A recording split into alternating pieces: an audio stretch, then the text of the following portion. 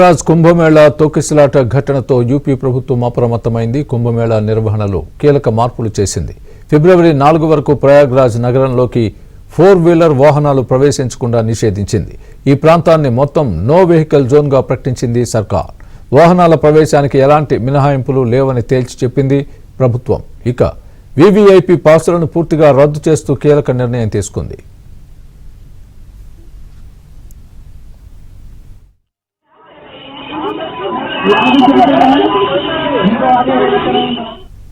ఇక రోడ్లపై దుకాణాలు పెట్టుకునే చిరు వ్యాపారులు కూడా వెంటనే ఖాళీ స్థలాల్లోకి దుకాణాలు మార్చుకోవాలని ఆదేశించింది. ట్రాఫిక్ కు ఇబ్బంది కలగకుండా చూడాలని సూచించింది. మేళా ప్రాంతంలో పెట్రోలింగ్ ను పెంచాలని పోలీసు అధికారులకు రాష్ట్ర ప్రభుత్వం ఆదేశించింది.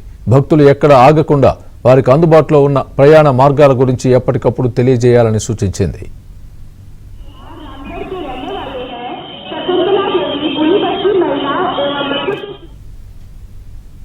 నిన్న మౌని అమావాస్య సందర్భంగా మహాకుంభమేళాలో జరిగిన తొక్కిసలాటలో 40కి పైగా మృతి చెందినట్లు సమాచారం.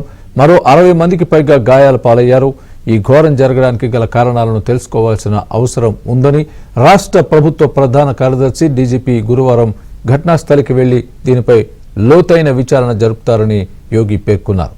ఈ క్రమంలో డీఐజీ యూపీ ప్రధాన కార్యదర్శి ఘటనాస్థలికి చేరుకొని దీనికి సంబంధించి మరింత సమాచారం తెలుసుకుని దర్యాప్తు చేసే విధంగా ఆదేశించినట్టుగా తెలుస్తోంది.